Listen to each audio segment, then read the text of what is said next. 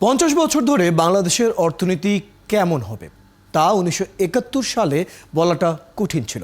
তবে বাংলাদেশের যে টিকে থাকা কঠিন হবে এই বিষয়ে মোটামুটিভাবে সবাই একমত ছিলেন। কিন্তু নানা ঘাটতি নিয়েই অর্থনীতিতে বিস্ময়কর অগ্রগতি দেখিয়েছে বাংলাদেশ। দেশে সামষ্টিক ও ব্যক্তি উদ্যোগের মিলন হয়েছে। সরকার ও বাজারের মধ্যে এক ধরনের সম্পর্ক তৈরি হয়েছে। এটাই উন্নয়নের চালিকা শক্তি। ফলে সম্পদ বা সুশাসনের অভাব দেশের উন্নয়নের পথে বাধা হয়ে দাঁড়াতে পারেনি। তবে প্রশ্ন হচ্ছে, এসব ঘাটতি নিয়েই কি 2041 সালে প্রকৃত উন্নত দেশের লক্ষ্যে পৌঁছাবে বাংলাদেশ? এ নিয়ে আলাপে যেতে চাই। সাথে আছেন অর্থনীতিবিদ ডক্টর মইনুল ইসলাম।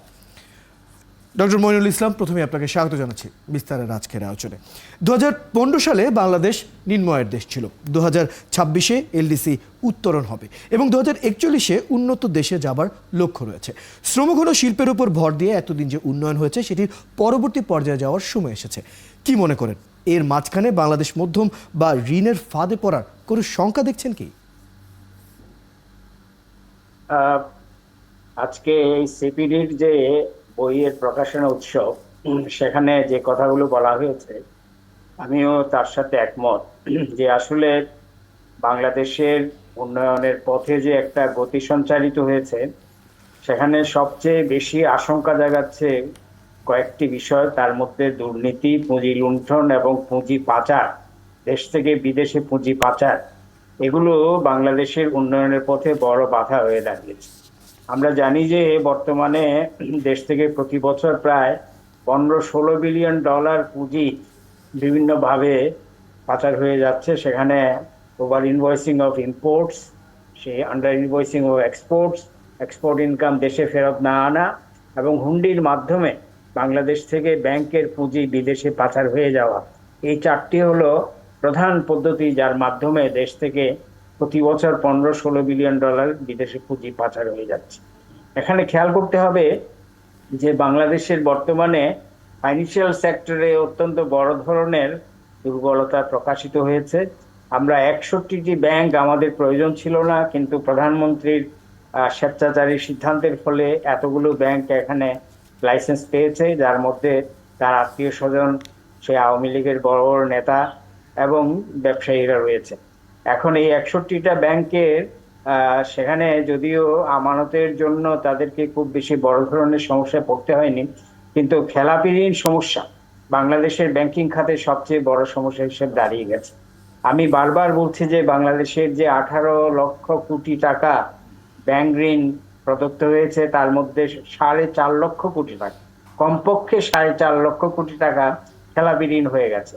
কিন্তু এর প্রধান অংশটাই সেই অর্থ ঋণ আদালত, হাইকোর্ট এবং সুপ্রিম কোর্টের বিভিন্ন মামলায় বছরের পর বছর আটকে থাকা খেলাপি ঋণ, যেগুলোকে ক্লাসিফাইড লোনে অন্তর্ভুক্ত করা যাচ্ছে না।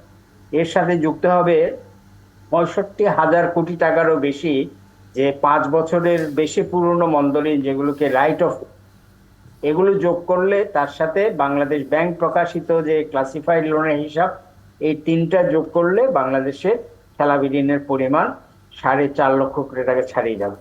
এখন এই ব্যাংকগুলোকে, এই যে দুর্বল ব্যাংকগুলোকে যে ভালো চলা বেটার ব্যাংকগুলোর সাথে যে মার্চ করা হচ্ছে, এর মানে হলো প্রথম থেকেই এতগুলো ব্যাংক দেওয়া বাংলাদেশের জন্য বড় ধরনের ভুল হয়ে গেছে এবং এই ভুল, এটা প্রধানমন্ত্রীর স্বেচ্ছাচারী সিদ্ধান্তের ফলে হয়েছে। এগুলোর বিরুদ্ধে প্রয়াত সাবেক অর্থমন্ত্রী মুহিত বারবার তিনি প্রতিবাদ জানিয়েছেন, কিন্তু তাকে অসম্মান জানিয়ে প্রধানমন্ত্রী একক সিদ্ধান্তে এইসব ব্যাংকের লাইসেন্স দেওয়া হয়েছে এবং এখন দেখা যাচ্ছে যে ব্যাংক কমিয়ে ফেলার জন্য এই নানা ধরনের মার্জার বা একীভূতকরণের নানা কার্যক্রম আছে। আরো একটি বিষয় আলোচনা করতে চাই, দুর্নীতি চক্র ভাঙতে সবসময় রাজনৈতিক সদিচ্ছার কথা বলা হয়। এটি ছাড়া আসলে সংস্কার তো হবেই না, উল্টো আরো বাড়ছে না রাজস্ব আদায়ের সক্ষমতাও। তাহলে কি আমরা এই থেকে বের হতে পারছি না, বা পারছি না কেন, এই বিষয়টি আপনার কাছে জানতে চাই।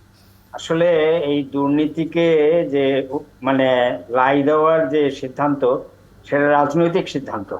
এটা প্রধানমন্ত্রী শেখ হাসিনার সদিচ্ছা যতদিন আমরা দেখতে না পাবো দুর্নীতির ব্যাপারে, ততদিন এই দুর্নীতির ব্যাপারে সরকারের যে কঠোর সিদ্ধান্ত, কার্যকর সিদ্ধান্ত, সেগুলো কখনোই বাস্তবায়িত হবে না।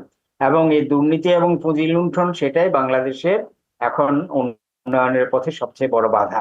আমি মনে করি যে এই পুঁজি লুণ্ঠনেও যে বড় বড় মেগা প্রজেক্ট আমরা নিয়েছি, সেখানে প্রচন্ড ভাবে পুঁজি লুণ্ঠন করার একটা প্রবণতা আমরা দেখতে পেয়েছি, যার জন্য বাংলাদেশে প্রকল্পগুলোর ব্যয় বিশ্বের মধ্যে সর্বোচ্চ ব্যয়ে আমরা বিভিন্ন প্রকল্প বাস্তবায়িত করেছি।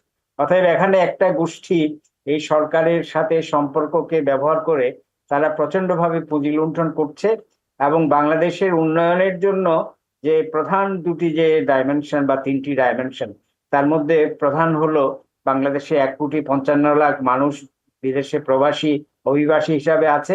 তারা যে রেমিটেন্স পাঠায় সেটা ফর্মাল চ্যানেলে প্রায় $22 বিলিয়ন, এবং হুন্ডি বা অন্যান্য ইনফর্মাল চ্যানেলে আরো হয়তো 20-22 বিলিয়ন ডলার।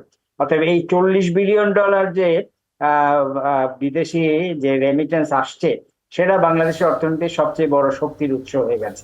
একদম শেষ পর্যায়ে একটি প্রশ্ন রাখতে চাই, হাতে সময় খুবই কম রয়েছে। একদম ছোট করে যদি আপনার কাছে জানতে চাই, দেশে যে চরম দারিদ্র্যের কমলেও আমরা বৈষম্য বাড়তে দেখছি। বিশ্বব্যাংকের সূত্রে দেশে যেমন অসমতার হার সবচেয়ে বেশি, তেমনি ধনীদের ধন সঞ্চয়ের হারও অনেক বেশি রয়েছে। এজন্য আসলে কি করা প্রয়োজন? একদম হাতে সময় কম রয়েছে, 1 মিনিটের মধ্যে যদি জানতে পারি। করতে হবে যে 1975 সালের পর থেকে বাংলাদেশের কোন সরকারে, সেটা জাতীয় পার্টি হোক বা বিএনপি হোক বা আওয়ামী লীগ, তারা কেউ আয় বৈষম্য কমানোর জন্য তাদের কোন রকমের কোনো নিষ্ঠা আমরা দেখতে পাইনি। অতএব বর্তমান আওয়ামী লীগ সরকারকে আমরা বলছি যে এটা ব্যবসায়ীদের সরকার হয়ে গেছে। অতএব এখানে কোটিপতিরা গিয়ে পুরো সরকার এবং আমাদের পার্লামেন্টের 62% এমপি, তারা আমরা জানি যে ব্যবসায়ী।